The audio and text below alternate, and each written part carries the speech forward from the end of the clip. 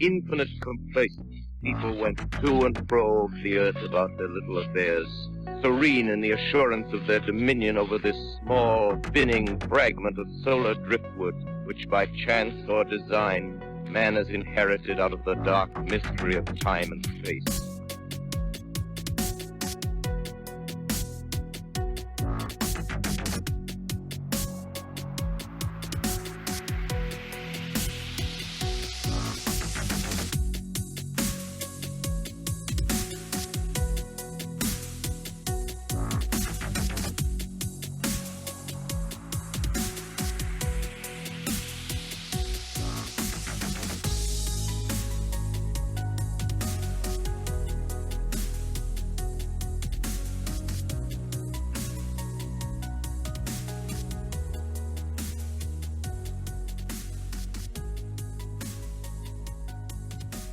So on this edition of Into the Fray, I welcome on Josh, and you can find him actually on Instagram at the HypnoRealm.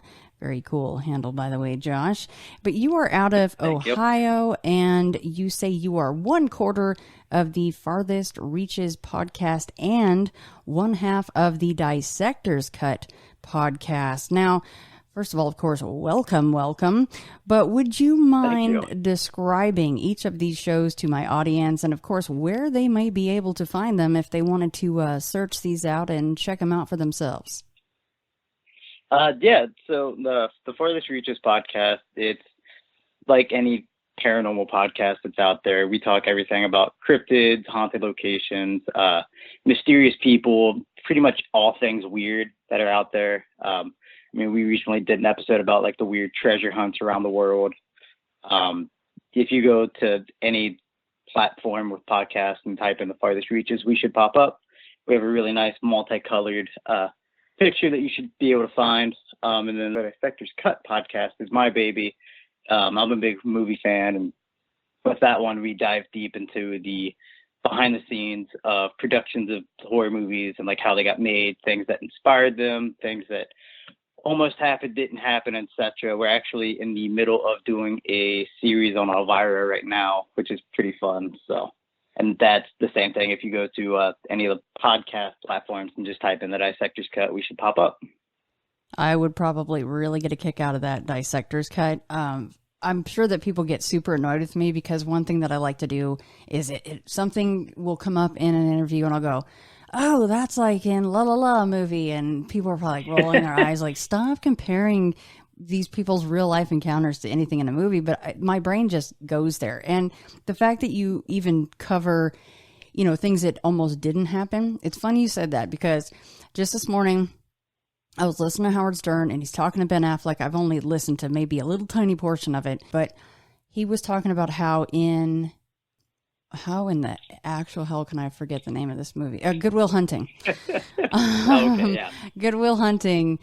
The line, how about them apples, almost got cut out from one of the top guys. And they're like, no, like that's the whole point of this. And they're like, it's childish. And they're like, yeah, that's the point of it. But I mean, when you say, how about them apples, everybody thinks of Good Will Hunting. At least to me, I think that they do, is that scene when he got her number. But anyway, that's a really cool aspect of movies, is just as much as what made it in is what didn't make it in and why. Oh yeah, absolutely. I mean, I'm a big movie nerd, so like I've always loved watching like the behind the scenes and stuff like that of films. So that was kind of what inspired that podcast. And your email, honestly, lately it's really been a theme on ITF. And I don't mean it to be. It's just kind of how things roll in and scheduling. This is another one where you really, the paranormal is actually quite normal to you and your family. It seems like you have all sorts of different experiences. And then, recently, and I didn't even put it together at first that it was you, because I remember the email. And then we'll talk about this later, but the video that you tagged me in, we'll talk about that later. I'm kind of going, man, some of these folks, they really have such a depth of experience. And it's funny because all I have to talk about is my little narrow window of things, but some of you guys, you live in that space, sometimes daily, weekly, monthly, whatever it is. But all of these things seem to, of course, tie in, which we will certainly talk about, because it sounds like your entire family has, I don't know if you call it a gift, sensitivity, whatever label we want to put on that. But yeah, Josh, that was my long-winded way of saying I'm looking forward to hearing your experiences, and wherever you think we may want to start this is up to you. Yeah, like you said, like, I don't know what it is. I have a personal belief that there are certain people or groups of people, like, you know, my family, that are just a lot more open to the strangeness. I don't know why. I don't know what it is. I mean, a lot of my experiences, it's stuff that, like, I didn't really go out searching for it, but sometimes it just happens. Other times, you know, like, my sisters had weird experiences, my mom, my dad. It seems like it's mostly our immediate family, which is kind of ironic because, like, my grandfather on my dad's side, he's such a skeptic that a ghost could probably smack him in the face and he would have some kind of excuse for it. Where my grandma on my dad's side has had her own kind of weird happenings, and same with my grandma on my mom's side.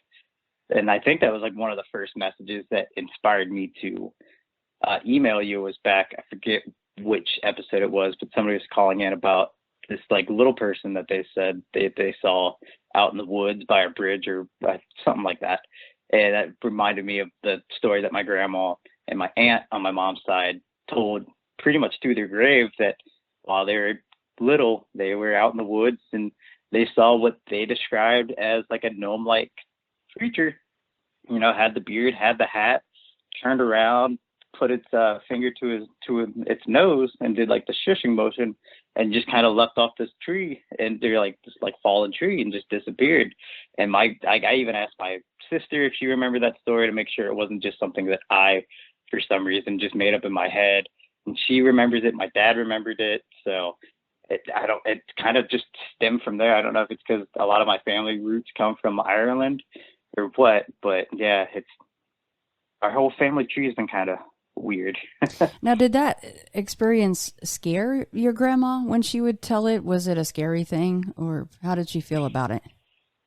Anytime she told me, she just seemed kind of in awe by it. Like, she was never, like, because she was she grew up Jehovah Witness, and, like, just like, hearing her kind of tell that story made, like, I fully believe that she believes what she saw.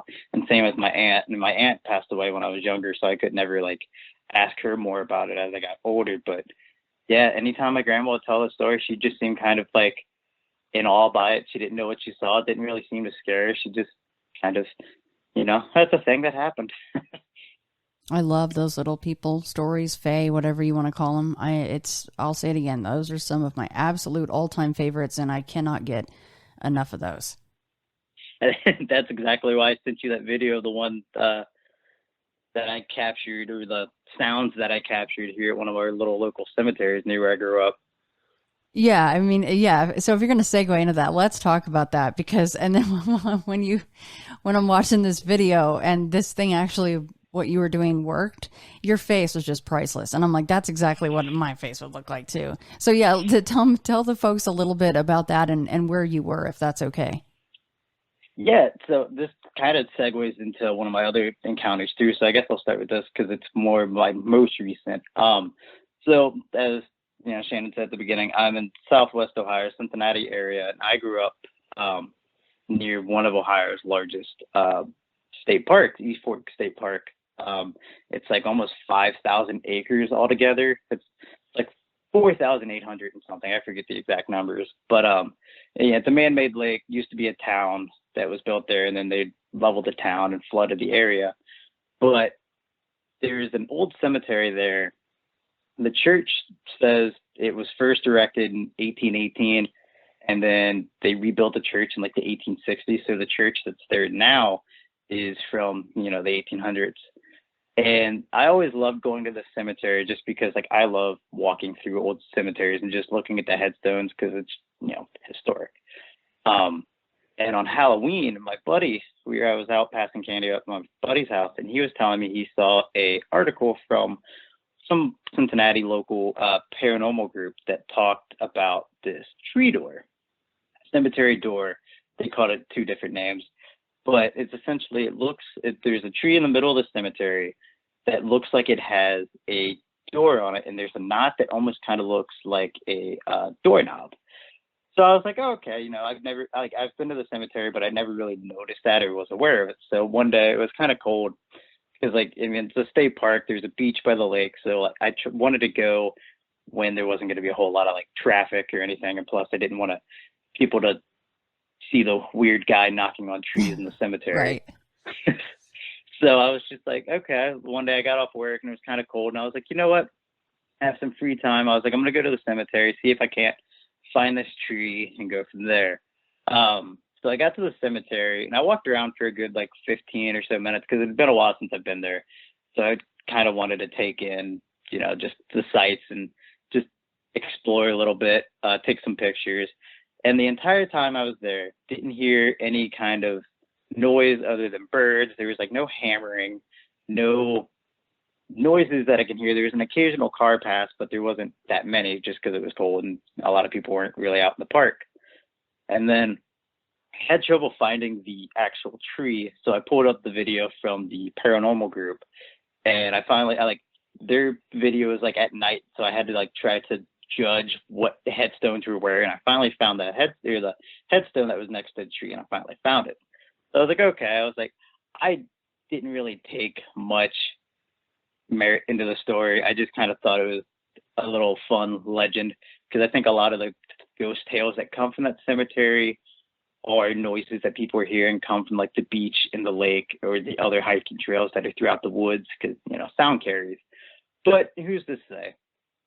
So I found the door and I had the video and I thought it was just going to be a fun video just for my podcast, social media page, just, me being dumb.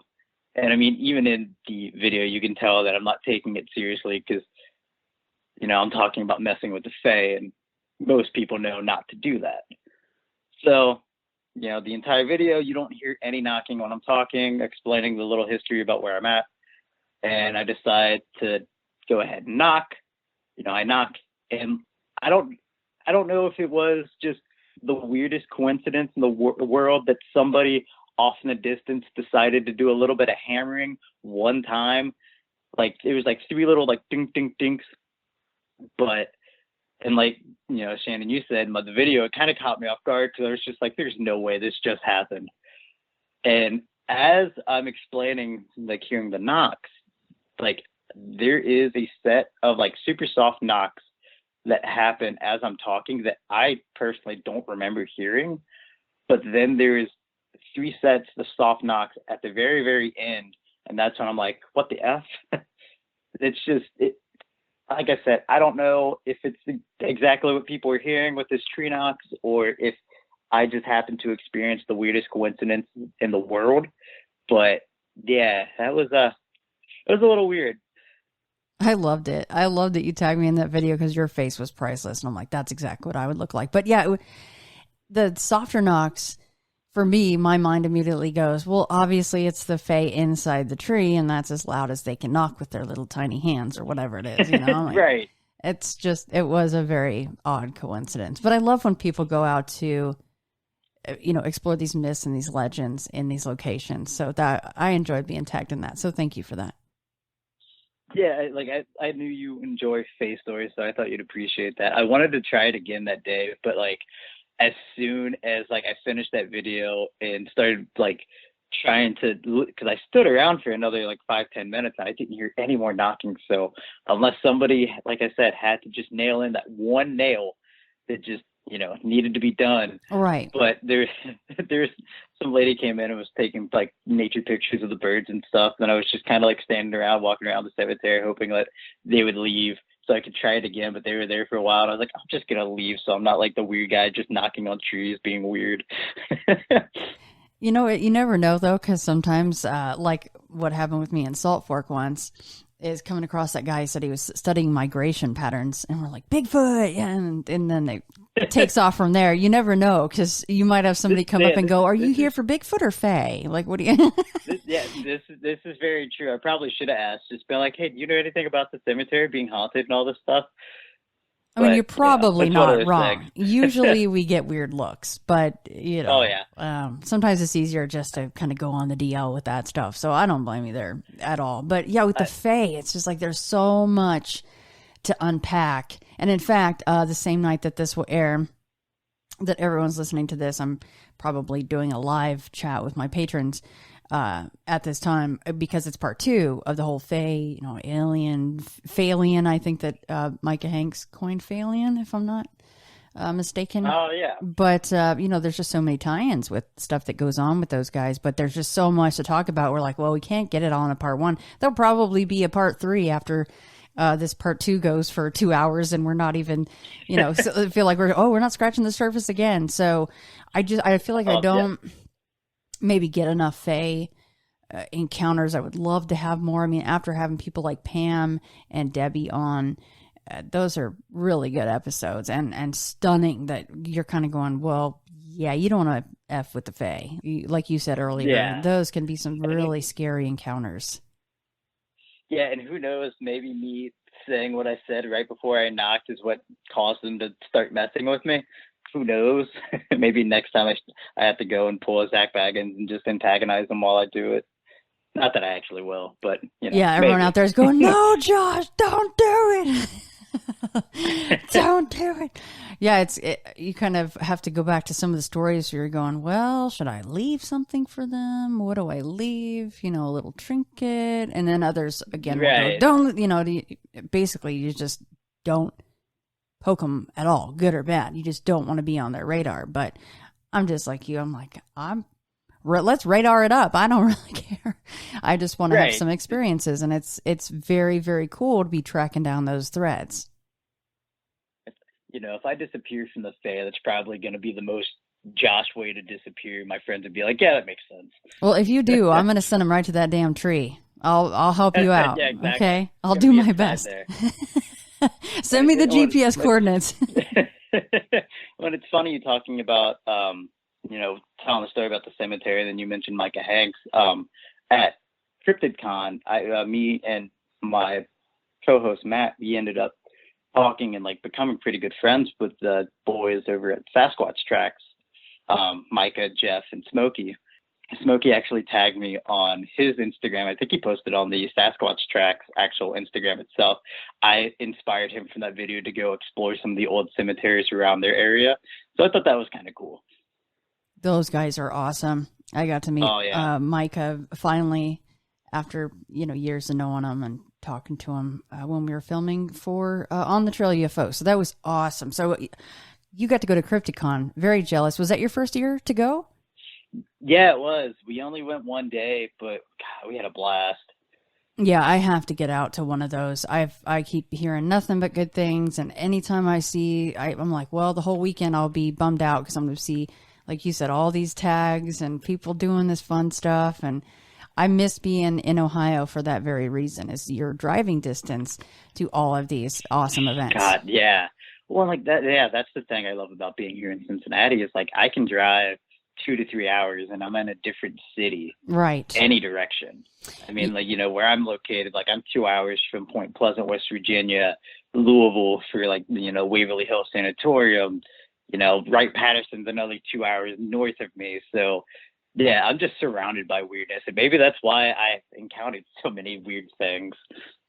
Ohio is definitely a slight mecca for any of that stuff. And yeah, it's nice you being down in Cincinnati, because where I was up in Westlake, I still have the entire state to drive through to go south to hit anything else if I have to go south. Yeah. But, and as you probably have heard me say, Shannon never got used to driving in the snow and never really quite relaxed enough to, you know, be like, hey, I drive in the snow. No, I never felt like that. So I don't miss the snow. Okay. I'm still not comfortable driving in the snow, so you're fine. Oh, that makes me feel better. All right, thanks, Josh. I was like, man, I am the biggest wuss, because I just, when you stop and the car keeps going, it's not a great feeling. You're like, No, man. it's absolutely not. I mean, I work first shift at my day job, and I go in a lot of time, especially on days when it snows, before a lot of the like trucks are out. So, I'm dealing with black ice, and there's definitely been a couple of times where my car's fishtail, and I'm like, well, this is it. I'm gonna be in the paper now. Yep. Yeah, it's a crappy feeling. So I don't miss that, but I do miss the woods tremendously. I miss going to Salt Fork and being anywhere close to where possibly a Bigfoot might be. If they come into Vegas, then maybe the end of the world's coming. I don't know. Yeah, it's weird. I was actually looking at the BFRO website just out of curiosity because I haven't looked on their website in a while, and like I noticed that Ohio, I think, is like number 4 of the out of the U.S. states that has like the highest amount of like sightings, which kind of blew my mind, but makes me feel like more curious about the weird encounter that I had that I guess I could kind of segue into if you want me to. Yeah, if you want to, we're kind of on that subject. I guess you may as well. Yeah, and it kind of comes out of that same state park. It actually ends up being a different side of the state park because where East Fork is, there's different entrances throughout different towns and areas just because of how big it is, and with its lake, they all have different boat ramps so people can put in their boats and all that stuff.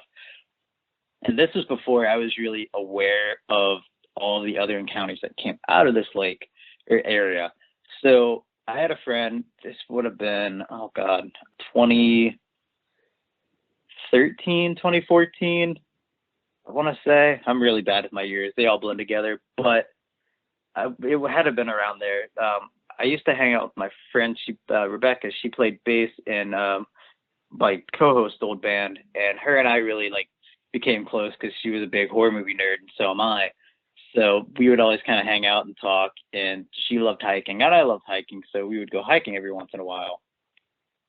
There's a trail down by the lake, on like the dam side of the lake, and there's trails all throughout the woods. There's trails that go around the lake.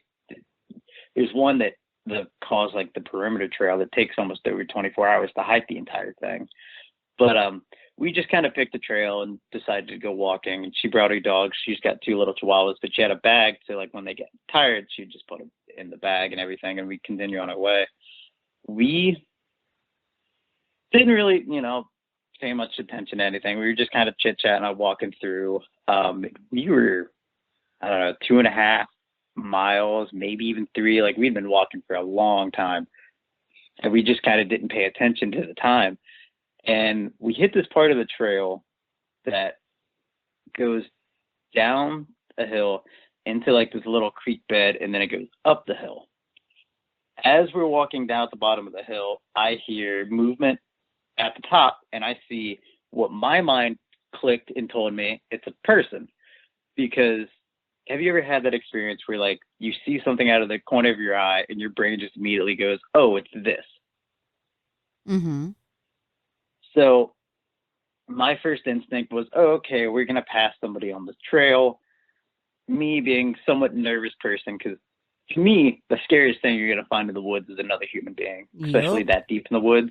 That's just how I've always been. I mean, anytime I hike, I never go anywhere without at least a pocket knife. So I see, like, out of the corner, like, well, I guess it really wasn't the corner of my eye, but like, I see what I thought was somebody bigger walking at the top of the hill. And so I just went, okay. I was like, we're going to pass somebody on the trail. She saw it too, because she ended up picking up her dogs and putting it in the bag so that they wouldn't, be nosy or anything. Because being out in the woods, we didn't they were so well trained that they really didn't walk on leashes a lot. Like they just kind of stuck by her. She put them in the bag, so didn't have to worry about them. And we continue up the trail, and like me being the nervous person, like I anticipated passing the person, like I at least had my pocket knife, like still folded up, but just had it in my hand just in case, because being that deep in the woods with, a female, I don't trust people. So I anticipated something, but the entire time we go up the hill, we get to the top, didn't see anybody, didn't pass anybody, didn't hear anybody that had moved off to the trail. Because I know there are sometimes there have been like homeless populations that have been found in throughout the woods. I mean, you kind of encounter that with any woods really, but didn't hear anything. And we both kind of got like a weird feeling. We were like, you know what, we should probably just go. So we left, didn't hear anything else. Still don't really know what I saw. I don't like saying I saw like a Sasquatch, but it was a couple years later that I heard a report come from East Fork about a grandmother and like her grandson that they had like an encounter where they were like driving and they thought they saw some big creature on the side of the road, and the grandma wanted to turn around. The grandson said hell no and just kept driving. And that's what inspired me to look on the BFRO website. And that's why I got kind of curious, because East Fork is in Claremont County. And if you look at Claremont County's all the reports that come from Ohio, every single one for that county come from around that lake. And that's what kind of was just like, oh, okay, maybe I did see something. I don't know. I still want to go back out hiking one night. Like, I want to go at night because I'm dumb, and I want to have like a Bluetooth speaker and like blast some of the calls, but I haven't really gotten the courage to do that yet, because I'm like, oh, what if, But I don't know. It's something that's always kind of piqued my interest, and just I thought was kind of weird, because I always joke that anytime I was out in that area, I was like, oh, there was a Sasquatch that lived in this part of Ohio, this area would be perfect for it, because being a state park, you don't have to worry about hunting, and there's a water source, plenty of food sources and everything. I don't know. It still weirds me out. I have a possible really good bad idea for you, and that's if you want to call blast something, you could just try a baby cry. I've heard a couple of instances where something can come in. No, don't do that, especially if you're by yourself. There's that exact situation I've talked about how many times with Derek Randall's. Don't do that. And that's one of the things I'm really bad about, going places by myself. I know we shouldn't, but I don't know. A lot of times I go after I get off work and it just kind of has like a bug, and I'm just like, oh, let's go. And then I'm in a situation where I'm like, oh, I wish somebody else was here with me. Yeah, that can get kind of hairy. I mean, I guess pun intended with what we're talking about. But like you said, really, truly, usually the most scary thing, unless you're getting stalked by a dog man or a mountain lion, like that poor bloke that had to walk backwards for 4 miles, would be people. God, yeah. I mean, creepy people in the woods is absolutely something just truly, truly terrifying. So, I mean, with you guys being 2.5 to 3 miles in, that's a long ways. And so in your perception of its size, whatever it was, you thought it was quite large, right? Like, big dude about to pass him. Yeah, like I expected to pass some big burly dude coming down the trail, or at least somebody wearing like a bigger jacket. Like, that's just what my perception was. Like, I mean, where I live, I see deer almost every day. So unless it was a big hulking deer on its hind legs, maybe, but God damn, that would be creepy. That would almost be scarier than seeing a Bigfoot. That visual you just painted, oh my God. Oh, that would take care of hiking for a little while, I think, for me. Yeah. I would be like, you know what? I don't need to go to the woods anymore. I think I'm gonna move into the city. Yeah. You're like, hey, how's the desert? Yeah, exactly. Yeah. God, if that deer hits your car, you're screwed. It's going to be like hitting a moose. Gosh. Oh, massive deer on its hind legs. Goodness gracious. All right, that's a good horror story you can write there, Josh. And it is cool that you went, you did the search, you did the BFRO, you're trying to look and see, and sure enough, there are some sightings around that lake, so. Yeah, like that's the weird thing. I mean, you hear people talk about they hear calls and stuff like that, which, I mean, we do have coyotes out here. So, it's possible that maybe they're hearing coyotes or dogs or anything like that, but who knows? Still a cool story, kind of creepy, I'm sure, to actually be there and go through the motions of picking the dog up. Really thought you were going to pass someone, and it didn't happen. So very strange. Well, yeah, because I even asked my friend, I was just like, did you anticipate passing somebody? And she was just like, yeah. She's like, I totally would have thought we were going to be passing somebody. So she's like, well, all right, I guess it's time to go. Okay, so both of you were creeped out enough. You're like, out of here. Like, turn around. Yeah. Okay. Because also in my head, I was thinking that, because like I said, there have been times where have been homeless people found out in the woods. Mm-hmm. Then the sheriff's departments and all that have to take care of them. So I was just like, even if it is a person, I was like, I don't know how comfortable I feel being this far out dealing with some rando in the woods. I've said this before, and I apologize to anybody, but it does come up, and it comes up because it's always stuck in my head. And speaking of Micah Hanks, have you ever heard him tell his dude in the woods story? It's the same exact situation. He was out in the woods with a female friend. Yeah, the guy in the overalls. What the hell? Yeah. The funny thing is, I think he actually was telling the story when we all went out to dinner that night. I think he recounted that story. It's not No, that's so on the no list. Yeah, some dude he actually crouched behind a bush, if I remember correctly, right? And in overalls and just watched them. Out of there. Goodbye.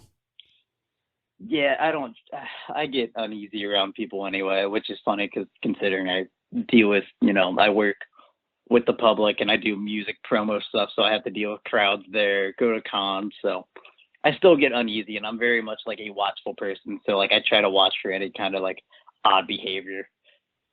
Nah, that's a good place to be, Josh. It's good to be mindful of things like that. Well, should we rewind it all the way back maybe to the Big Brown House? Is that where you think we should start with some of these other paranormal encounters? Yeah, that'll work. That kind of starts from where it started, at least for me. So yeah, this house that I grew up in, I mean, this is when my parents were still together. So I was, I don't know, maybe 3 or 4.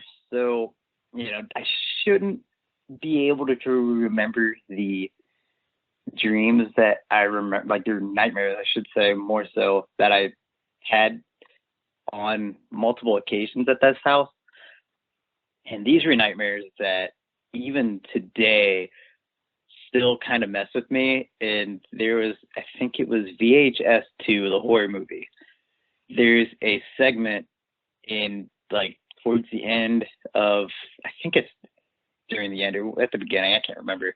But there's a segment where what happens in my dreams happened in the movie, and I had to turn the movie off because I was just too creeped out. I was like, nope, can't do this.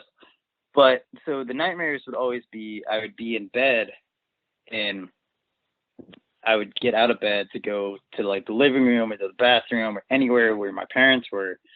And I always remember hands coming out of just everywhere, underneath the beds, underneath couches, out of the walls, everything, just hands trying to grab me. And these are dreams that I remember having many times growing up, to the point to where they're still ingrained in my memory, all these years later. And it didn't, I kind of grew out of it because it was just nightmares as a kid, because I grew up watching, movies that shouldn't have, aren't scary, but at the time were terrifying, Jurassic Park, Gremlins and stuff like that. And I loved shows like Scooby-Doo. So maybe it was just young nightmares, just, young memories, really just putting things in my head. But it wasn't until, I was probably 15, 16. I was talking to my mom and my sister about just weird experiences. And we got to talking about dreams. And I recounted my story about, the hands coming out of the walls. My mom and my sister both kind of look at each other and look back at me, because they're sitting, and my mom was sitting in the driver's seat of a car.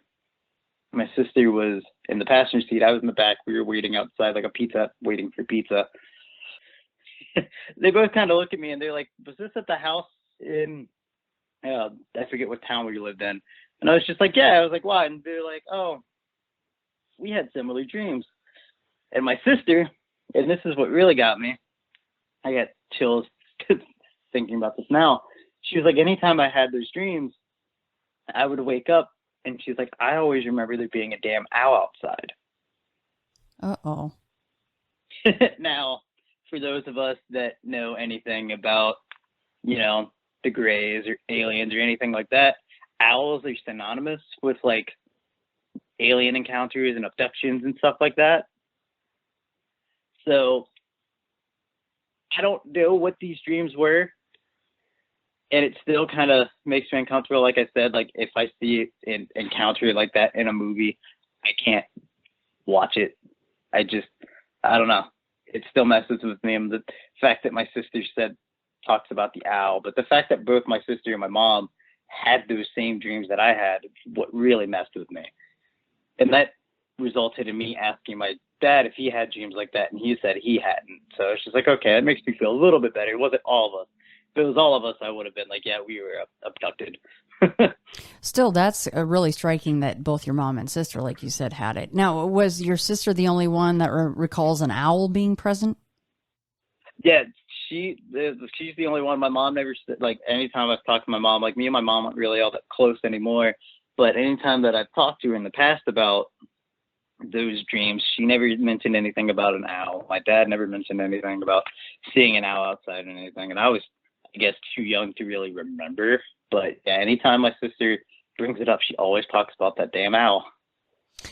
This is something that just came up recently. And actually my last episode was heavily about a dream and possibly tie-ins with some things that actually, were in his waking life that were tied in. But is the fact that I was kind of joking and saying, well, yeah, you're kind of screwed when one person will, or maybe this was for the Patreon side of things. Anyway, I said, you're really screwed when one person will see, or three people see an owl, and then there's that one person that actually sees the gray alien, and you're all screwed. There's just those screen memories going on, or whatever the situation may be. But yeah, kind of weird that your sister was the only one to see an owl. Did she, over the years come up with, was there any other weird stuff that may tie into that whole dream with the owl and the hands and the whole thing, as far as her side of it goes? Not that she's ever told me.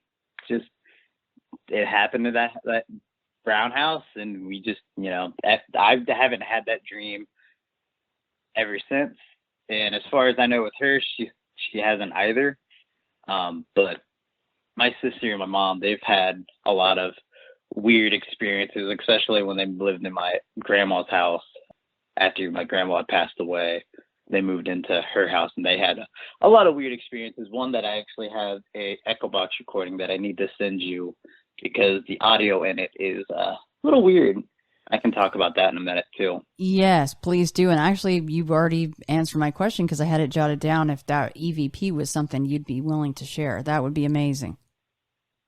Yeah, I guess I could tell a little bit about that whole story. So yeah, my mom moved in with my grandma when my grandma got really sick, and she got diagnosed with Alzheimer's and ended up having to be put into a home and like hospice and all that before she passed away. But that my grandma's house, I guess I should say just from the beginning, growing up, I never felt comfortable in this house. I don't know what it was about this house. The only bathroom was upstairs, and there were as soon as you hit the stairs, there were two rooms to the right that for some reason young Josh just hated. I would run up the stairs and because the bathroom was to the left, I would run up the stairs as fast as I could, get by those rooms and run to the restroom.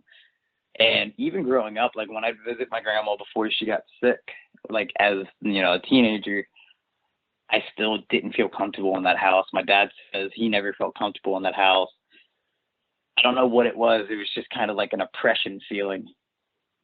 When my mom and my sister moved in there, they said they had all kinds of weird encounters, especially when my grandma passed away. My sister and mom both said that they would hear whistling of You Are My Sunshine, which is a song that my grandma would sing all the time. They would be upstairs in the restroom, and they would hear somebody shout their name. And my grandma lived across from the name of it, but it was kind of like a gathering place for old folks. And she knew a lot of them, and a lot of times they would come over, and my grandma would never lock the front door. So, you know, sometimes they'd just pop in and yell her name when they knew my sister and they knew my mom. And there would be times where they would be upstairs and they would hear people, like somebody yell their name. So they were like, oh, you know, maybe it's somebody that didn't realize that my grandma had passed away. So they would come downstairs, never see anybody, never, you know, nobody was outside. The door was closed, weird instances like that. My sister, like, my mom ended up dating this guy and she moved out. And so it was just my sister, her fiance, and my niece at the time. And I guess my sister started having more and more weird experiences where she would like hear noises, think she sees stuff out of the corner of her eye. So she started doing a little bit more investigating. And she started talking with different paranormal groups that she was friends with. And they talked to her about using an echo box. And anybody that knows anything about the paranormal field probably aware of what an echo box is. I personally can't stand them. I hate the noise that they generate at the beginning. It just, I don't know, it drives me up a wall. I will say, if you do end up playing the audio, I apologize. Anybody in advance, the first part of that audio is loud and obnoxious. But I get this text from my sister, and at the time I was working third shift, and I think it was like something like 4 or 5 in the afternoon.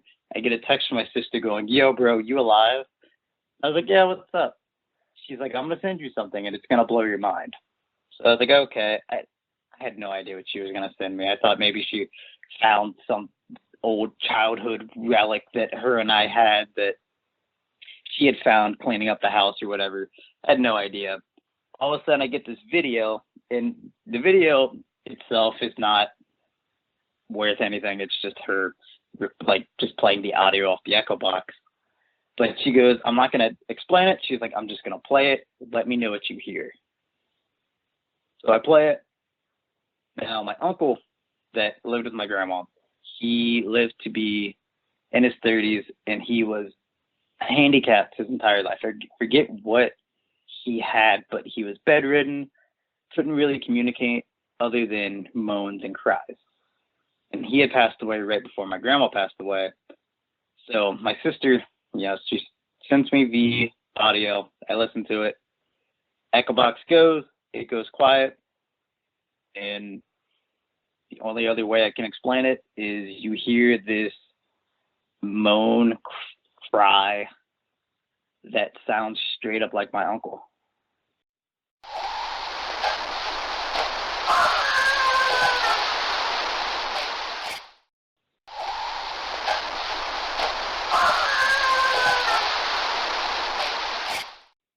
I was like, that's Nate. I was like, did you find a video? And she goes, no, that's from the echo box. And it kind of blew my mind just because it's so dead on my uncle, like his noises that I played it for my dad. And I was like, I didn't even tell him any context. I was just like, hey, I was like, listen to this. What does this sound like to you? So I played it and he goes, oh, it's Nathaniel. And I was just like, yeah, that was him. I don't really know how to explain that one. I get emotional telling that story just because of how certain it sounds like my uncle. Well, especially when it's such a particular sound, and the fact that all of you guys right out of the gate are like, oh, that's Uncle Nathaniel. Yeah, and it's just like, and it's one of those things too, because like he always had personalities with his like moans and cries. Like you could tell if he was unhappy or if he was happy. Like the noise that plays in the audio is very much one of his happier sounds, and I can even just imagine like the big smile he would have on his face, because my grandma would always play one of his favorite movies was File Goes West. That's a great one. I haven't seen that in years. Yeah, it was like she would play that movie so much that anytime my grandma would like put him in a wheelchair and like put him in front of the TV, me and my sister would just kind of be like, oh, it's gonna be this movie again. Of course, now like I've gone back and watched it with my niece and nephew, and it is a great movie. But God, as a kid growing up, you watch that movie like 50, 60 times in a week. You're just like, all right, I'm over this. But you know, it made him happy, so hey, whatever. But yeah, it was like that audio still sticks with me to this day, and it's one that I love sharing with people just because it's audio proof that there's something in that house. Unfortunately, my sister ended up having to sell the house just because they couldn't afford it anymore. So I don't know if there's any other weird happenings there. I would love to know if there was. There has been, but. Now, did your grandmother and your family, were they the original inhabitants of that home? My grandma had that house as long as I had been alive. I don't know if people had owned it beforehand. I never really thought to ask or do that much research into it. But my grandma passed away when I was 18, 19. And like I said, she had that house since I was born. So she had it for a good number of years. I know neighbors next to her had passed away. I do remember that. So yeah, unless it was them coming to us or anything, I don't know. Now, how about some of these other experiences that you mentioned in the email, seeing figures and things like that? Is that the place that you're in now, or is that another home? The stories that I have with the shadow figures, as I call them, they come from the apartment that I grew up in with my dad, in the town that I went to high school in. My dad has definitely seen more of the shadow figures than I have there. I remember one night being younger and like being in a chair in the living room watching TV, and he was like in the kitchen cooking, and the way that our stove is set up, if you're like facing the stove, if you're facing the stove, to the left is the hallway and there's the door. He was in the kitchen cooking, and he comes in the living room and kind of looks at me, and he has like this weird look on his face, and I was like, "What's up?" And he was just like, he asked if I'd walk down the hallway, and I was like, "No, I've just been lying here watching TV." And he doesn't say anything. Now I realize he didn't want to freak me out, but I'd hear him like turn on all the lights in the house or in the apartment, and I was like, I get up and like I look. And he's opening up all the closets, looking under the beds, looking behind the shower curtain, everything. And I remember being like, "What are you doing?" And he was like, "I swear, I thought I just saw somebody walk by the hallway." And I was like, it's a little weird, because like where the living room was and where the chair is, it's a 2-family apartment. So to get up to ours, you have to walk up the stairs, and the stairs are noisy as all hell. So if somebody had walked up, I myself would have heard them. Didn't find anything, didn't see anything else. The 2 instances I really have with seeing what I would call shadow people, or just seeing figures. There was one time I was walking home with a friend after like a football game in high school, and I was a skater kid, so I'd always have to go pretty much anywhere with my skateboard. And where we live, we had to go down a hill. And our kitchen window is like right in the middle. And I knew my dad was out of town that weekend. And I was walking down the hill. This was like my senior year of high school, I think. And walking down the hill with a girl that I was kind of, enamored with. So, just sitting there, just saying they walked and talking, probably being a dumb flirt. And I remember seeing the kitchen light on in my apartment. And immediately I'm like, shit, somebody broke into my apartment. Being the young, dumb kid I was, skateboard in hand, I go running down my hill to my apartment, get to the front door's locked. I'm like, okay, that's a little weird. Use my key, get in the apartment, go upstairs, kitchen lights off. There's nothing here. I flip on all the lights, going around the apartment, skateboard in hand, just ready to show it or do whatever I need to. I mean, I'm 5'3", so if there was anybody that actually broke in, I probably would have gotten my ass kicked or even worse. But, you know, being a young, dumb kid, I didn't really think at the time and had adrenaline running because, you know, I thought somebody broke in. I never found anything. All the lights were off. Nothing was disturbed. I still don't really know what that was. I just know that I for sure saw the kitchen light off, or the kitchen light being on, and seeing like a figure move by the window, similar to like Home Alone.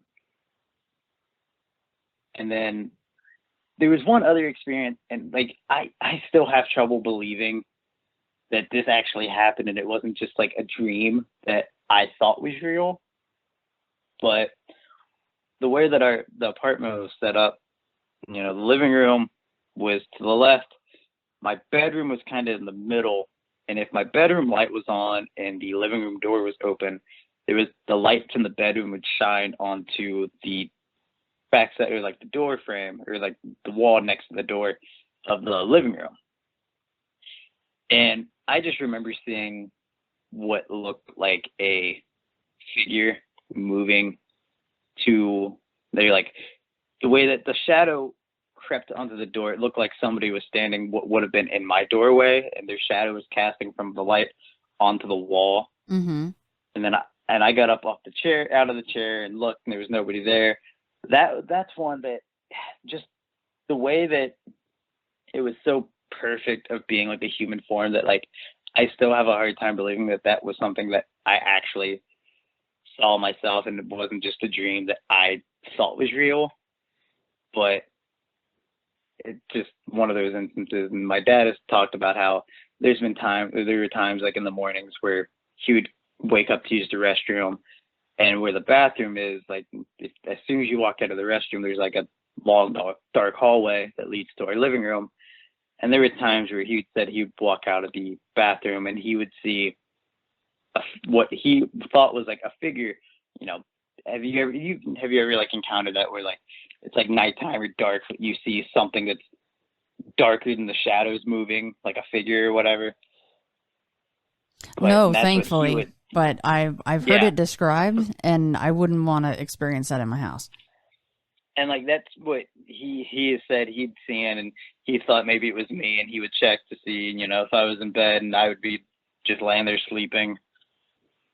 Yeah, that's always been kind of weird. And then for some reason, like there's always been kind of like weird sounds, and it's always my dad that has to go and search through the house, because like when my dad and my mom split, we lived with my grandparents for a couple of years, and they were off on vacation somewhere, and it was him and I like in their living room watching TV, and their house is super, super old. And I still remember this to this day. And it's one of those houses to where like if somebody's walking upstairs, you can hear the floor creak pretty much like follow where they're walking.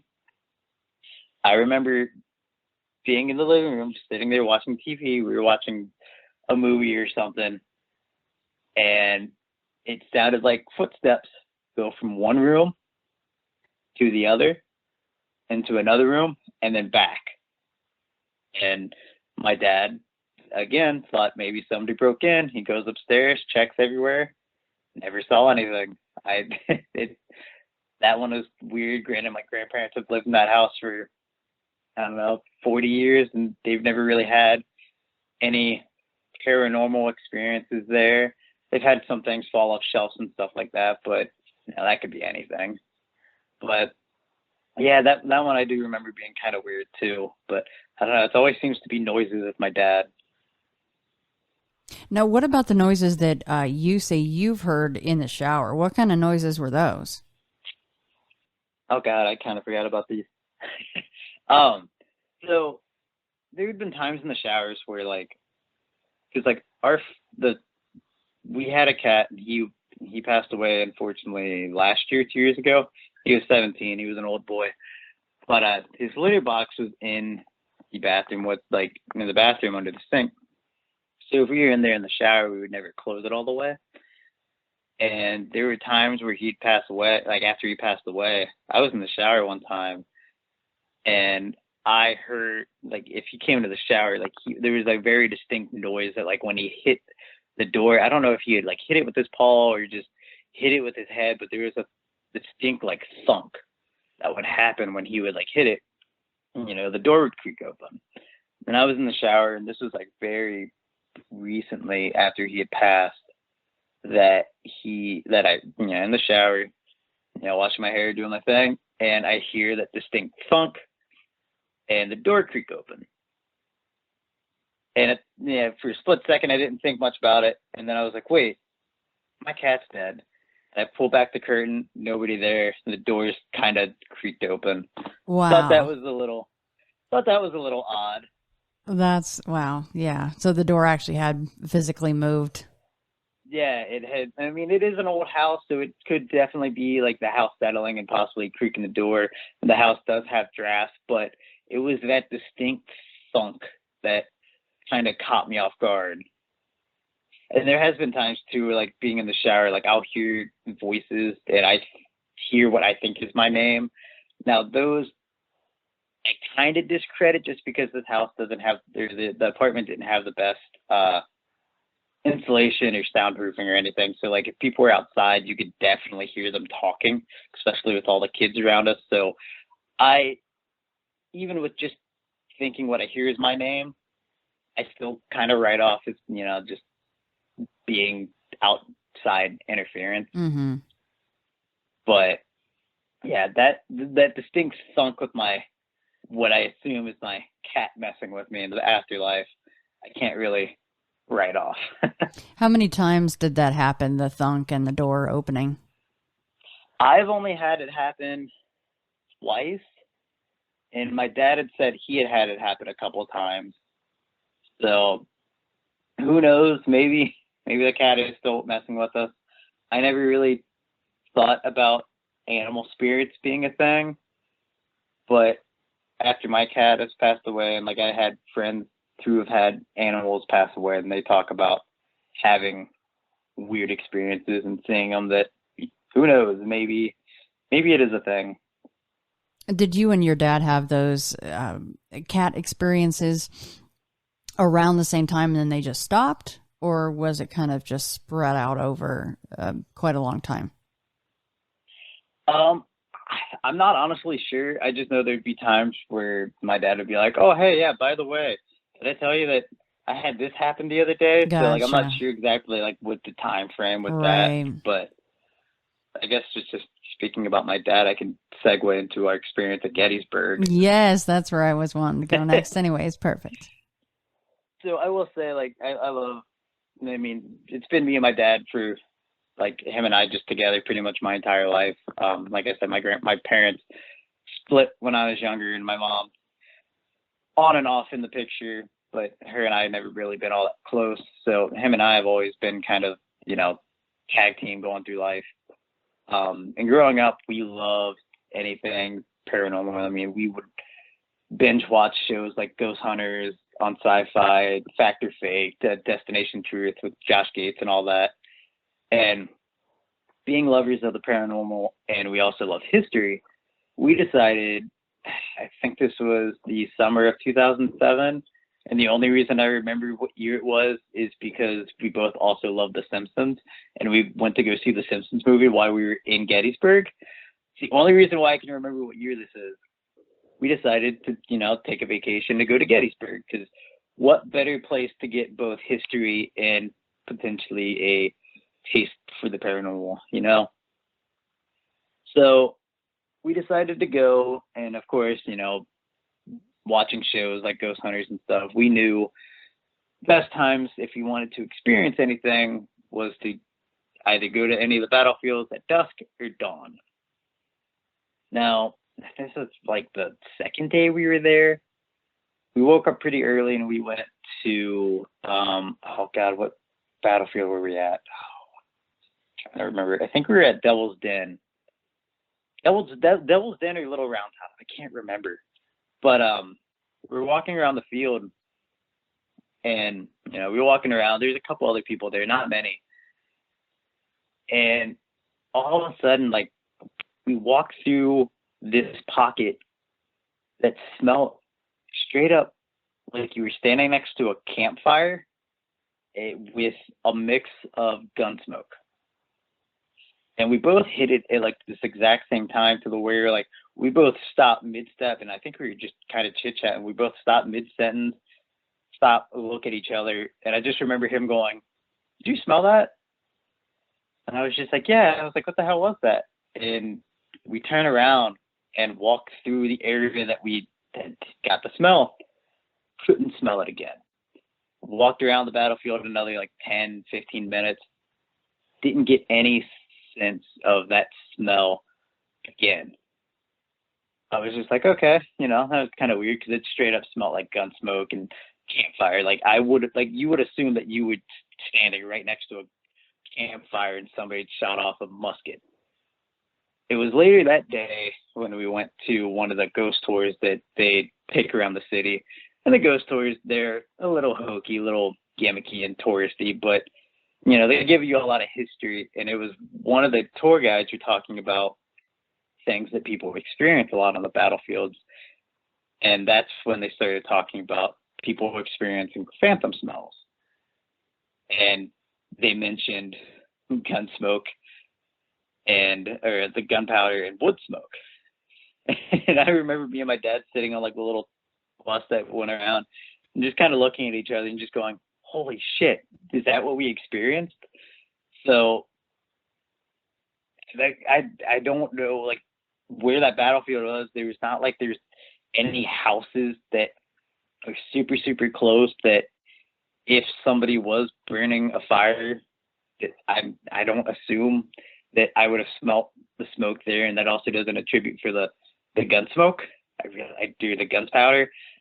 I don't really know how to explain that one because I'm one of these people, like anytime I experience something, I try to think logically of like what could have happened. Like, it easily could have been a campfire from somewhere off and the wind carried it. Sure. But the gunpowder, I don't know where that smell would have come from in the morning time. I honestly love this one because of the fact that you guys are walking through and you're like, that's like a mix of gunpowder and campfire.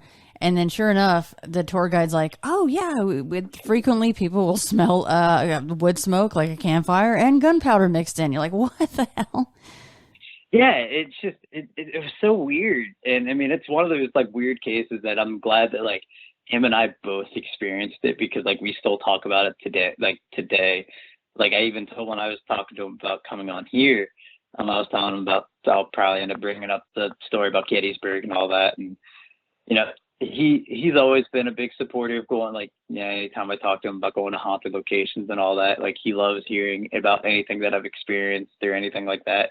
I mean, he's a big believer in just about all things weird too. So it's nice to have that support. Yeah, absolutely. Because I think a lot of times, I don't know if it's really heavily a gender thing or what, but a lot of times or maybe it's just the protector thing. You kind of brought that up, with him kind of tamping down one of the shadow figure stories. But a lot of times it's the dads that'll go, there's nothing going on here. Why even bring this crap up? And maybe the mom might be a little bit more malleable to talk about that stuff. Yeah, it's definitely nice. Like I said, since it's been just him and I, like I can be like, oh, I experienced this, and then him not completely shut me down. Like I played him the video of the weird little door knock at the cemetery, and I was just like, do you hear this? And he was just like, oh, that's weird. I told him about the history of the cemetery, and he's just like, that's really interesting. I was just like, thank you. I'm not crazy.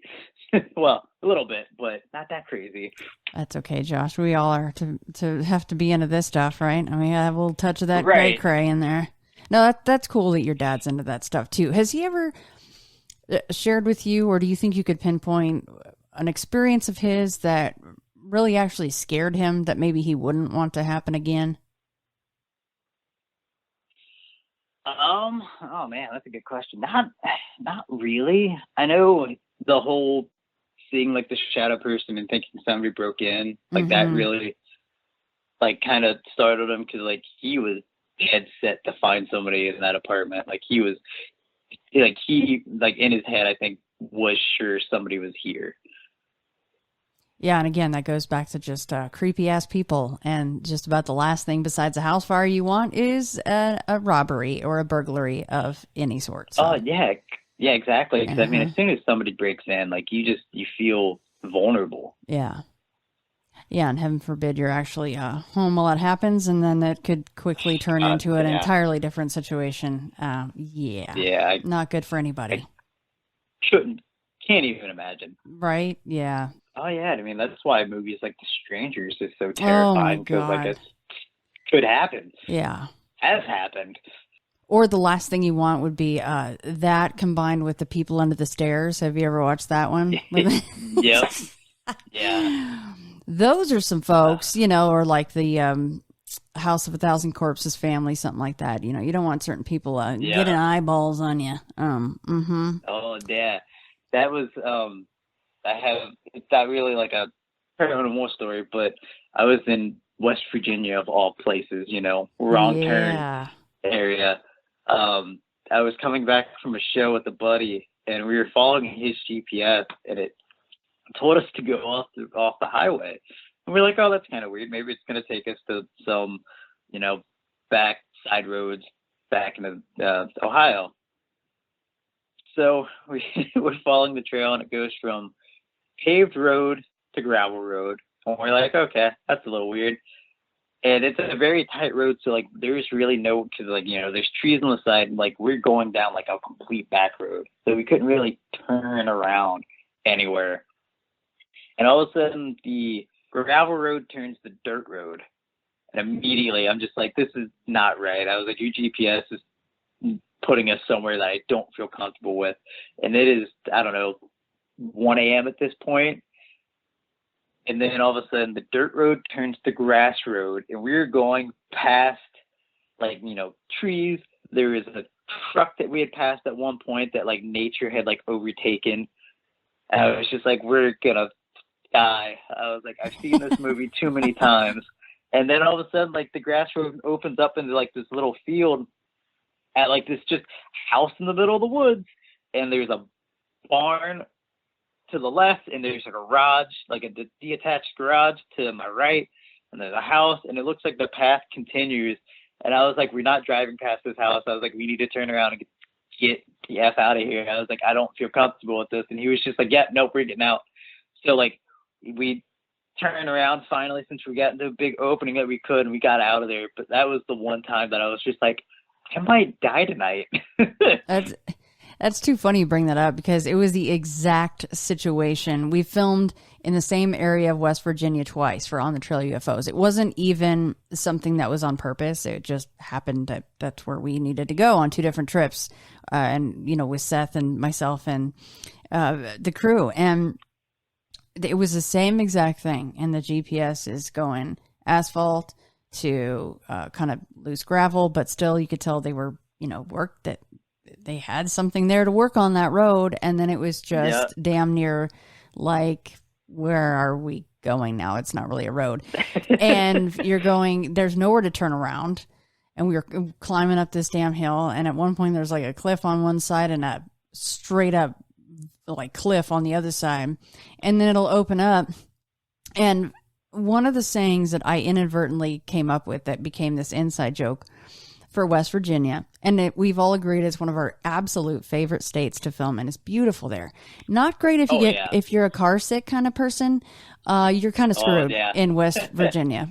We had a couple different instances where like the entire car is like, we were feeling queasy, but I came up with this thing that it was completely, like I said, inadvertent. It was, is that a house? And because you're driving up and, you know, it looks dilapidated. There might be a car there, but then there's like a couple of beautiful horses in a corral or something. And you're going, is that a house? Like, you can't tell, you know, if anyone has lived there in 10 years or if someone still lives there. That kind of is West Virginia, right? So that became our inside joke was, is that a house? But, I mean, there's a reason Wrong Turn was set in West Virginia. Dude, yeah. Absolutely. I don't know if you've ever watched the little mini docs on the Whitakers in West Virginia, but it's called the. Is that the? Is that the soft white underbelly? Yes. Yeah. They Yeah, buried their brother across the street, just in part, like this empty whatever was across the. I mean, they didn't even put him in a cemetery. Hey Ray, where's your brother? Yeah. And they're like, damn, that's where your brother's buried. There's that documentary is the reason why I am, especially like in the 411 cases with David Paulides, where they talk about, feral people or like just, the people out in the woods. Like, I fully believe that there are off branch of people that are not just like the people living off the grid, but like people that are like generations of inbred that are just out in the woods living life like animals. Yeah, and who's to say, like, when you're watching that doc, I think it was either the first, the second episode. It's not Ray, not the one that goes, hey, that's Ray. There's the other brother, the one that kept having the heart attacks and stuff. They all have horrible health problems, obviously, because they're inbred. But he was sitting on the couch that's out on the porch. Most of their furniture is on the porch. He's sitting on the couch on the porch, and he was at one point, like, it was either sharpening a knife or he had a really sharp pencil or something. And and this probably sounds really bad to say, but I just was actually thinking of myself being the documentarian and being that close to him. I was worried. Yeah. It just crossed my mind. You kind of going, these people aren't, all there. And it's not their fault. They're not mentally all there. I mean, he was there by himself because of the fact that everybody around there was very protective of or they still are, I should say, protective of the Whitakers. I think he even said at one point he was getting yelled at and followed out and threatened, and terrifying for this guy to even choose to go there more than once. And I guess now it's easier for him, but holy crap. I mean, that first time he probably almost died. Yeah. Yeah. West Virginia, like I said, I mean, I'm only 2 hours away from Point Pleasant, so I go out there a lot. And anytime I have to drive past there traveling to cons or shows or whatever, I have to get a picture of the statue, the Mothman statue. Like, it's almost a staple. You have to. With his firm buns. Oh my God. That statue has the most ridiculously defined ass I've ever seen on a statue. He's clenching though, so he's kind of faking it a little bit, He's clenching it up. Yeah. It's funny because just talking about always being surrounded by the paranormal and stuff, Mothman Fest, my second year there, 2013 or so, was the first time I actually ran into Lyle Blackburn. He was there promoting one of his books or whatever, but because I've always been involved in the music scene and stuff, so I was familiar with Lyle through his band Ghoultown.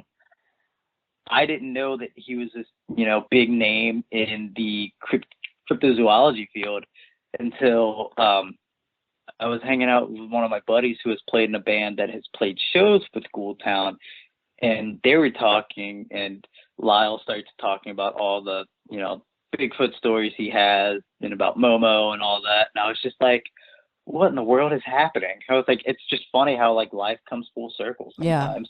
Yeah, it really does, doesn't it? But yeah, West Virginia, it's one of those states that I love, but at the same time terrifies me. Oh my God. Yeah. And you never know what's around the next bend. And it's just funny you said that, because I was like, please, Seth, don't get a flat tire out here, dude, please. Yeah. I'm like, yeah. I couldn't bring any of my guns. I got on a plane. I'm crossing state lines. I don't have anything to protect anybody, And so, yeah, it was definitely that exact same situation. That's too funny. You get a flat tire in that situation. You're just going to stay in the car all night and wait for your daylight. Yeah, just cry, the entire night. Just yeah, because there's no service. I mean, nope. Okay, now this is something just really quickly. Sorry, guys, we got off on a tangent. You know how we do. The thing about West Virginia, besides the twisty roads and the is that a house and all this other stuff, is that I swear to God, 3/4 of the state has no cell service. I don't know how they do it. I could not stand that. It seems that way. I don't know if it's just the hills and valleys there, but Right. yeah, the cell service there sucks. Yeah, those damn haulers, man, they wreak havoc on your cell service. And that's another reason why you're going, don't break down. Let's go, car. You can do this. Yeah, but anyway. All right. Well, okay, what about the haunted Toys R Us? Should we chat about that real quick? Oh God. Yeah, so when I first started like working, one of my first jobs was at the Toys R Us. I started as a seasonal employee, and they liked me so much they ended up keeping me, and I was there pretty much up until the doors closed on us. But I didn't have like any kind of weird experiences during the holidays working there.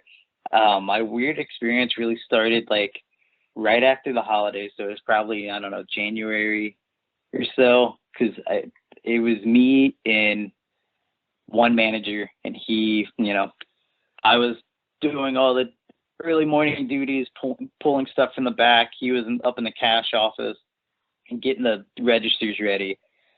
And up our Toys R Us, we had a where we kept like our backstock and stuff. We had the main dock, but then we had like an upstairs that kind of went around the perimeter of the building. I was up there, and it was kind of like a hallway and it's kind of like a U basically for like the upstairs hallway. I was down like the big long hallway part, and to my left there was another hallway that would go towards the front of the building. And since I was still kind of somewhat new, I wasn't 100% sure of what I was doing, but I was just like, screw it, I'll figure it out. I'll make my way through it until I see my manager or the opening manager, and I'll ask him how to do certain things. And out of the corner of my eye, I see a figure move at the end of the hallway heading towards the front of the store. I thought it was the manager. So it's just like, I got on the walkie and I was like, hey, hold on a second. And there's a few second pause as I'm walking down the hallway, and he gets on the walkie and he's like, what are you talking about? And I was like, hey, hold on. I was like, I got a question for you. I was like, just wait up. And he's like, I'm up in the cash office. I was like, what are you talking about? I was like, I just saw you. I was like, don't mess with me like this. And then I turned the corner. Nobody there.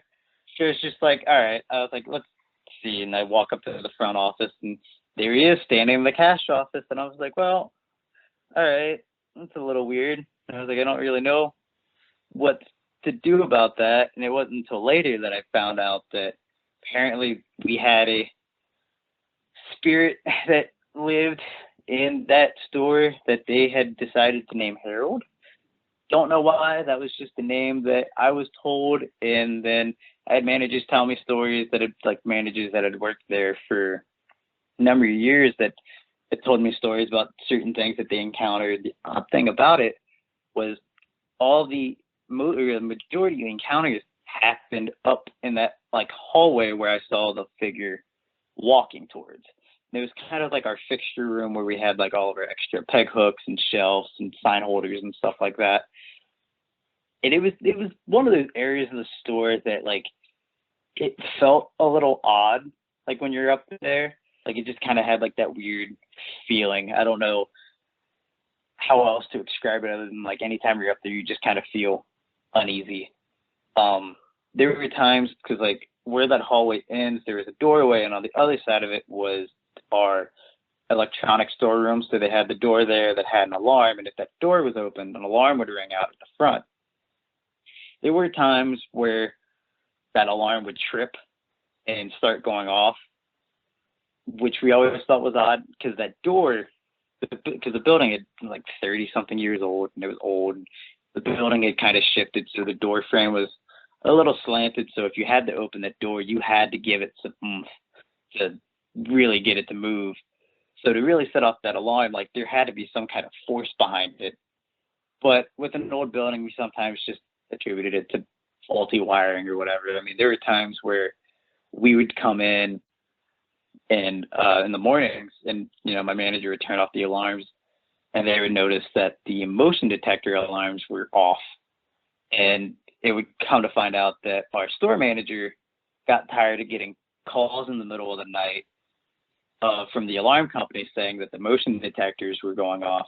So they would just come in and turn the, keep the perimeter alarms on, but turn off the motion detectors because something was setting off the alarms. Could have been, rats, but in the 5-6 years I was there, I never really saw any rats. We had mouse traps and rat traps, and I never saw any there. So if there were rats, they were pretty well hidden. One of the weirdest encounters that I had there, I didn't see it, but one of my managers did, and she's very much a no bullshit kind of lady. Excuse my language. I don't know how you are with language on your show. You're fine. But we were working overnight, so we were resetting aisles. It was me, one of my other coworkers, and her.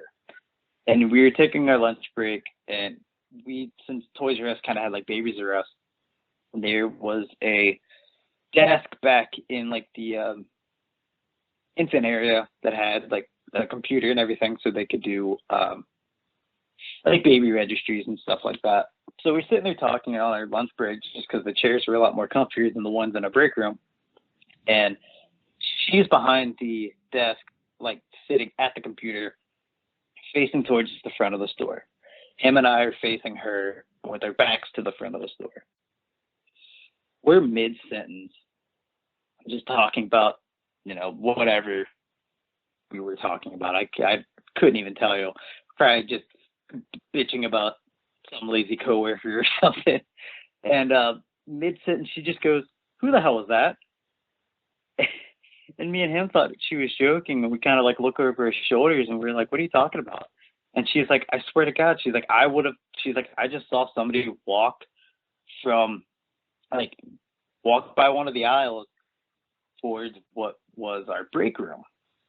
So we're like, "Are you sure?" And she was dead serious. She got up and she was just like, "What the hell?" So she goes off towards the break room, and she tells us, she goes, she's like, "Go see if the front door is locked." So we're like, "Okay." So we walk, because if somebody was to come through that front door, because it was the sliding doors that you see at a lot of retail stores, and the automatic ones. So if you manually close them, you hear the thunk, and if you turn the lock, you hear a very distinct clink. So even if you were to quietly come in and close the doors, when you lock it, you're still going to hear that noise. We never heard that noise, but we thought, maybe somebody did get in. There's one of the other managers and somehow didn't see us sitting at the desk. So we meet back up with her, and she was like, "There's nobody in the break room." We tell her that the front door is locked.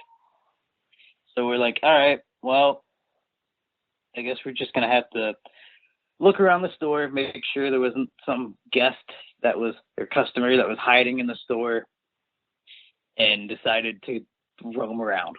So we go throughout the store, check everything, didn't see anybody. So she was like, "You know what?"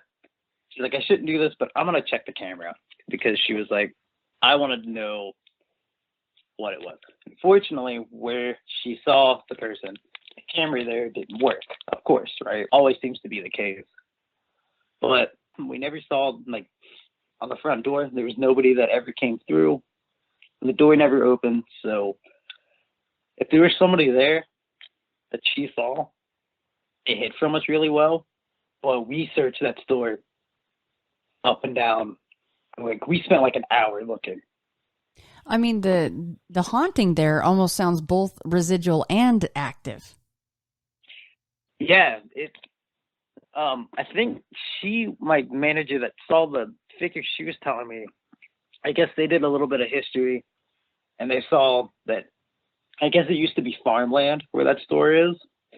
So I guess they always just accounted that maybe it was the old farmer that had died on the land or something. But yeah, it's hard to say. She had said another story with that fixture room. This was years before I was there. They were there during doing resetting the entire store, and I guess there was shelves leaning up against the railings by the stairs, and they're all up front, and they started hearing, and they heard just this loud bang, and they count everybody's there. They go towards where the noise came from, and there's like 3 or 4 shelves falling at the bottom of the stairs. And she was like, the way that the shelves were leaning, if they fell, they shouldn't have fallen over the rail and down the stairs. It would have just fallen like onto the floor upstairs. But she said it seemed like these things got like just tossed down the stairs. That could have injured somebody. Yeah, exactly. Up and over the railing. I mean, on the from the second story, that would not be very good for somebody's noggin. No, not at all. I mean, I've been hit in the head by a shelf just coming at like 10 feet and it hurts. So I like that.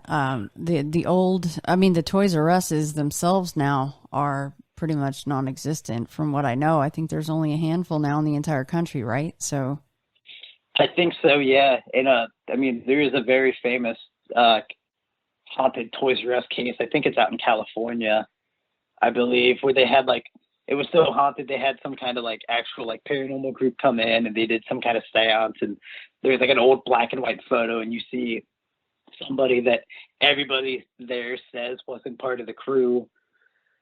So who knows? Maybe it's just Toys R Us. Maybe it's just all haunted. maybe that's why they're all closed now. They just could not keep up with this. They're like, yeah, all the ghost hunter groups want to come out. We're just sick of it. Yeah, maybe. Well, like now that store, it's another store, and I've always wanted to go in and just be like, have you guys had any weird experiences? But right. Again, I don't want to be that weird guy. No, you should. I mean, look what happened when you went to the cemetery in the state park. That worked out really well. So yeah, this is true. Who knows? I just know that there were other people that had come through, especially, during the holidays, we would just have seasonal hires that, they would only work for us for during the holidays. And, we would send them upstairs to like get a shelf or something while we were putting up stuff. And they would come down and they're like, I didn't feel comfortable up there. Don't send me back up there. That area is creepy and all this. So who knows? Maybe there was something up there. Well, then it's a good thing that most people would experience that, because then it's like, oh, sure. Yeah, you don't want to work that hard. You don't want to go upstairs and get the shelves. Sure. Yeah, exactly. But now everybody knows it's a thing. Yeah, and there were times that we kind of joked around with the some of the new hires where it was kind of like a hazing period. Me and like one of my other like regular coworkers would be up there and we'd be like a new hire, and we're like, all right, well, we're gonna go do this. You have fun with our ghost. And they're like, what do you mean? And we're like, oh, by the way, store's haunted. Bye. Have fun with Harold. Tell him I said Yeah, exactly. I said have a good night. I mean, like it got to like we got to so like just kind of like become a local little like story between our crew. The last day that we were there, before like we shut down the stores, like we all said bye to Harold. So, who knows? I wonder what's there now. Do you know? I think it's I think it might be a Big Lots now. Oh yeah, I bet Harold's still there. It's a Big Lots in one of the many dollar stores now, I believe. I know the building's still there. I mean, I hope they fix some of the issues, because that building is old and had so many leaks. Maybe it was the leaks that were drawing Harold in, the whole water and the paranormal and helping to drive the energy of the whole place. So maybe once you fix the leaks, then Harold can move on. I don't know. Yeah, you know what? I never really thought about that, but hey, who knows? Because you are right. Yeah, there's kind of something weird with water and paranormal. I mean, here in Ohio where we're at, we got our little hometown cryptids, the Loveland Frogman, who knows? I think it'd be cool to see that dude, the Frogman. God, I want to, and I will say, because like down here, like that, it's such a weird cryptid, but like when we went to Crypticon, there was so much art and just love for like the Loveland Frogman, and we were talking to a vendor who came from West Virginia or somewhere. He was like stopping along the way to like different paranormal like locations, and he talked about stopping at like the Little Miami River, and just taking a video of it. And he was just asking us because we told him where we were from, and he's like, "Is there any kind of like markers or statues?" And we're like, "No, not that we're really aware of." And I looked, and there's really not anything. And me and my co-host Matt were very much inspired by Sarah Cooper from the American Snallygaster Museum up in Maryland. That's going to be opening up here soon. She's also part of the Manic Pixie Dream Ghoul podcast. She's opening up a museum for the Snallygaster, and we got inspired. We're like, we need to see what it would take for us to get at least like some kind of marker, or even like just a statue put up for the Loveland Frogmen. Because, I mean, it's part of the, local lore. I mean, it's, look at like Mothman and Flatwoods. I mean, they got statues and museums and stuff, and people come out to see them. I think it'd be really cool to have something for the little frogmen. That would be incredible. And honestly, I think that a lot of people, even if they're not steeped in this stuff like we are, they've heard of the Loveland Frogman. Yeah, exactly. And I mean, there was a sighting during the whole Pokemon Go craze that there's a picture, and I'm pretty sure the picture's fake, but it's still a fun tale. And it's still one of those things that's still around. I mean, there was only like 2 sightings back in the day, like at least reported sightings of the Loveland Frogman. Granted, there was one case that I've heard through the Kryptonaut podcast of the green clawed beast in the Ohio River, about like this girl that got attacked while she was in the river and had like, when she got out of the water, she had like this like what looked like a claw, like markings on her leg.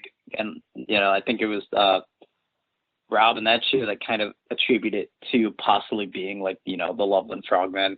And I was just like, you know what? Maybe it is, because there's all kinds of weird cryptid tales around here. Ohio and Northern Kentucky, Indiana, all kinds. You know what I wish was real, and real as far as, as far as the labels go for a cryptid, real. Like we have these thoughts that Bigfoot is real, and maybe the Frogman could be real because people see it. Is you wouldn't call it a creature, the substance, or maybe it is a creature, from The Raft. Have you ever read the short story by Stephen King, The Raft? And it was actually made into a short film as part of Creep Show, one of the Creep shows. I think it was Creep Show 2 it was in. I don't think it was God. 1. But it's been so long. But I mean, it was good to see it on screen, but to read it is really very jarring. But it's just this amorphous blob in a lake that essentially is sentient and will kill you, and it does kill. And that's always been one of those things where I'm going, as bad as that would be pretty badass. Yeah. So if you ever come across, they talk about those like flesh-eating bacteria and yes, stuff like that in the lakes. So yep. Who knows? If those all came together and, got a couple more cells to where they could become sentient, then we have the Raft come to life. Yeah. Yeah.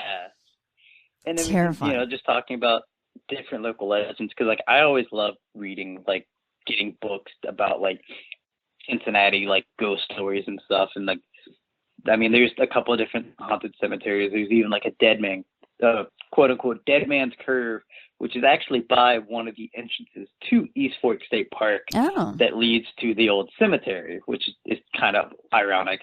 And it's funny because I think it maybe like last year, 2 years ago, on one of the episodes of Monsters Among Us, one of the callers called in, and Derek's like, oh, this reminds me of this story that I heard from this. And he plays like a little news article, and it was about our Dead Man's Curve. Now, I will say, I've experienced nothing on this curve, and they talk about how you go through it like certain times, and it's like 3 a.m. to like 6 a.m. And I've worked first shift my entire like working career, and I've driven past that curve thousands of times. I've never seen anything, unfortunately, but it's still kind of cool to have those kind of local legends.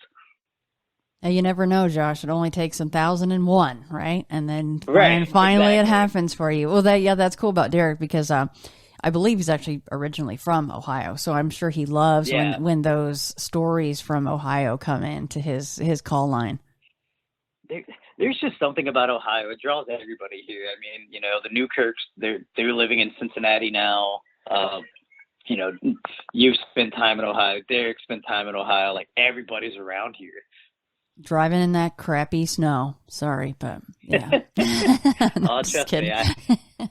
I hate it, and I still live here. I actually had a friend because I was complaining about the cold here recently. It was just the mixing weather because, I mean, you know, it's December, and we just had really bad tornadoes come through here.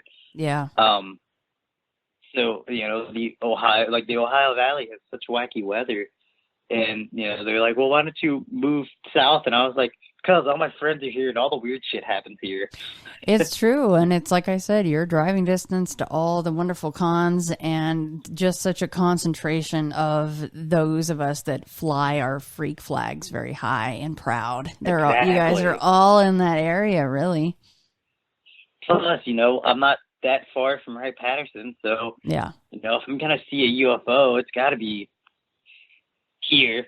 Of course, you know what they say about me because they, you know, Area 51. But I'm like, no, I didn't see I've never seen a UFO here. Grew up here, been here a very, very long time. Nope, yeah. Never happened. Like, oh, you must see those all the time. Like, first of all, Area 51 is not close to me. Not really, no. Of course, if it's a supersonic, subsonic aircraft, sure, if it went over Vegas, it could get here very quickly. But no, never seen anything strange. So I'm sure it's the same thing for you. Oh, you're right next to Wright Pad. You must see weird shit in the sky all the time. No, it's not how it works. No. Usually you go outside of, you know, wherever you're supposed to be seeing it, and that's where it happens. Like the first time I would go to Florida on these trips, never saw a gator. Went to North Carolina, saw a shit ton of gators. It made no sense to me. I'm like, what the hell is going on here? It's the same thing. Well, see, like that's my big thing when, you know, you hear all these arguments about Sasquatch and stuff like that when people are like, well, why haven't we found a body? I go hiking all the time. I do a lot of like off-trail hiking.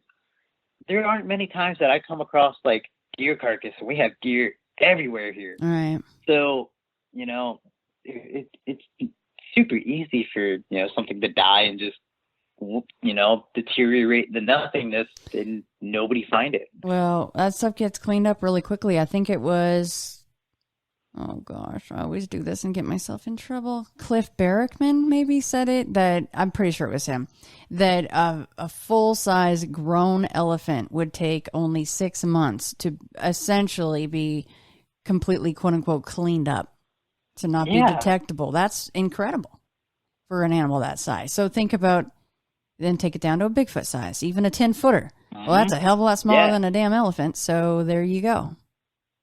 Yeah, and I mean, there was, I think it was like in Africa, there was like a group of a subspecies of like elephants that were thought to be extinct that was like recently found or something like that. And like, you know, you think of elephants hiding and you're like, that's impossible, but it happens. So who's to say? Yeah. You know, especially in like all these other weird creatures, like, you know, like, the Dover demon and stuff like that. It's like, you know, who's to say that there aren't strange little creatures out there? I mean, my favorite example is talking about, like, you know, the platypus, this otter-bodied, duck-billed, beaver-tailed creature that I guarantee the first person that saw that, you know, they told their buddy was just like, what are you smoking? Yeah, like, we have a hedgehog in the house. Not a great pet. I'll just go ahead and say that to anybody out there thinking again, and I'll just go ahead and say it. It sleeps all day. Its poop smells like death, like way worse than a house full of cats. But anyway, super cute little guy. But it's the same thing. You're going, first time you see a hedgehog, and I had never even really been close to one or held one. My God, what a strange little creature a hedgehog is. Where, yeah, like you said, a platypus. Oh, yeah. Look at that poor dude. Look at his face. Poor guy.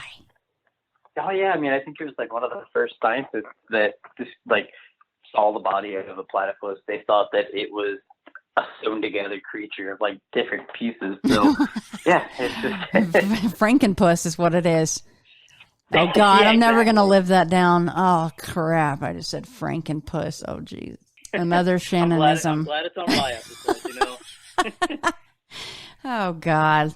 Here we go. But well, I love my monsters. well, no, Josh, you were a pleasure to talk to. And would you one more time let everybody know, of course, if you want to hand out contact information for your shows, again, where to find them, and then any social media handles for you or for your shows. Please go ahead and plug anything that you'd like.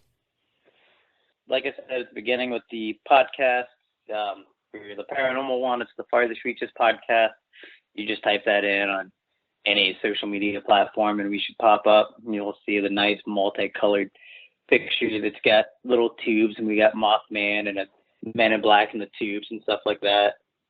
And then for the movie podcast, the Dissector's Cut, if you type that in, you should see a TV that's got the Dissector's Cut written in blood. That's us. And for me, I go by the HypnoRealm online. I'm pretty much everywhere. It's a nice little nod to the Twilight Zone, one of my favorite shows. And I post certain paranormal stuff on there that I encounter, if I have any evidence promoting the show. And a lot of concert footage is really what's on there mostly anymore. And con stuff because I'm a cosplayer and prop maker. So. Well, thank you so much for coming on, Josh. I hope that one of these days we can run into one another at one of these cons. Yeah, that would be awesome. Yeah, come out to a Crypticon, because God, I'd never felt more at home than I did there.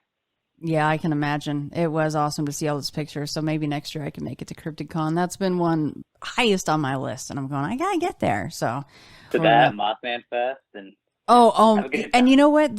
You brought up Mothman Fest, and you said 2013, and I missed you by a couple years. I was there in 2015. So what an incredible event that is. Oh God, it's so fun. One of the first years I was there, I got to listen to one of the first, I forget her name, but one of the ladies that was in the car at the TNT site. Mm-hmm. I got to listen to her talk about her encounter, and just fucking unbelievable. I love that theater. I was sitting there watching Lyle talk, and I could swear that, and of course there's no AC in there. You're sweating your bag off, and because it was warm at that time.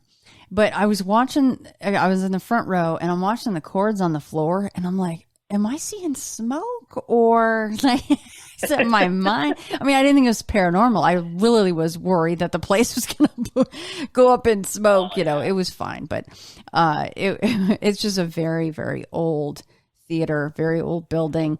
And love that town. Yes, cool vibe. I mean, so sad. I'm not trying to make it sound like, oh, it's amazing. People died there, but they do embrace it, and they do a good job of not letting that tragedy and some of the strangeness around it, die over time. Yeah, I mean, there's a reason why I have the Mothman tattooed on my body forever, because that whole story alone, not just the Mothman, but Injured Cold, all the UFO encounters, everything. That's the one story where I firmly believe something happened to that town. Are you quite into the Richard Gere that film? I mean, is that up your alley, or do you think that is a little bit maybe too far off of the events? I didn't really care much about the movie itself. I like the book. But the movie itself, I thought was kind of goofy. But I love all the documentaries. So, Eyes of the Mothman is probably the best Mothman documentary I've seen.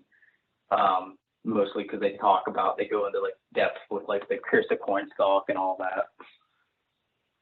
Yeah, you don't want to mess with stuff like that. If you have a chief, just like the Fae, you got a chief that has cursed some land, get the F out. Don't mess with it. Yep. Well, Josh, let me know if you have any other stuff come up. I would love to talk to you again. It definitely has been a pleasure, and I'm sure we will be talking on the old Insta. Yeah, absolutely. And this has been a blast. Thanks for having me. Well, I'm so-and-so. I was given this name by my parents. I've been to such and such a college. I've done these things in my profession. I produce a little biography. Buddha says, forget it. That's not true. That's some story. That's all gone. That's all past. I want to see the real you are now. Well, nobody knows who that is. Because we don't know ourselves except through listening to our echoes. And consulting our memories. But then there's a real you, and that again leads us back to this question. Who are you? That is the real you. We shall see how they play with this exam. By the koans to get you to come out of your shell and find out who you really are.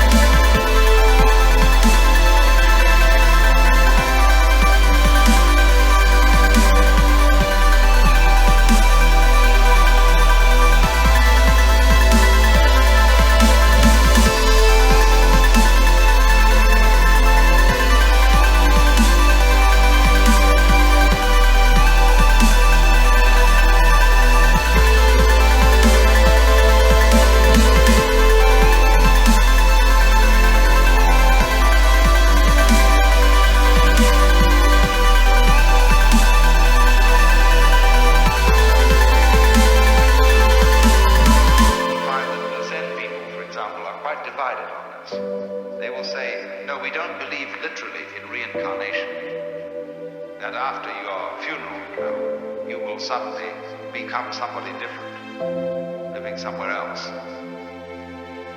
They will say reincarnation means this, that if you sitting here now are really convinced that you're the same person who walked in at the door half an hour ago, you're being reincarnated. If you are liberated, you will understand that you're not. The past doesn't exist. The future doesn't exist. There is only the present. That's the only real you that there is. The Zen master Dogen put it this way. He said, spring does not become summer. First there is summer, and then there is spring.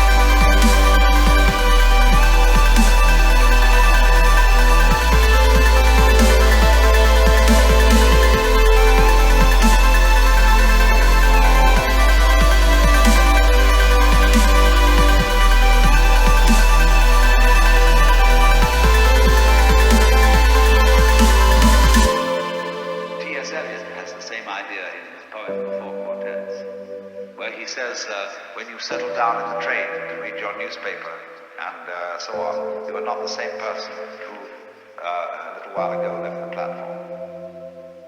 If you think you are linking your moments up in a chain. And this is what binds you to the wheel of birth and death.